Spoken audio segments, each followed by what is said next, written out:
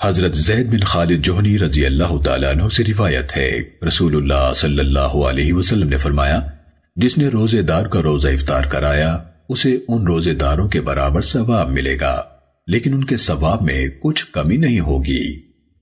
سننے ابن ماجہ حدیث نمبر 1746۔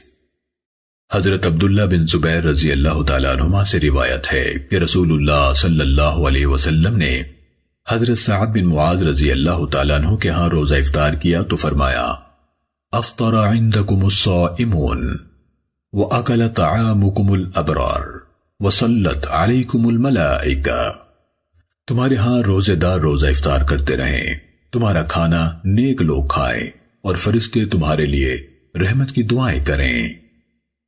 سننے ابن ماجہ حدیث نمبر 1747۔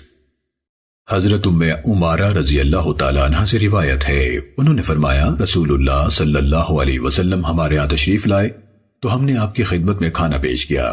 آپ کے پاس موجود افراد میں سے کوئی صاحب روزے سے تھے تو رسول اللہ صلی اللہ علیہ وسلم نے فرمایا، روزے دار کے پاس جب کھانا کھایا جاتا ہے تو فرشتے اس کے حق میں دعا کرتے ہیں۔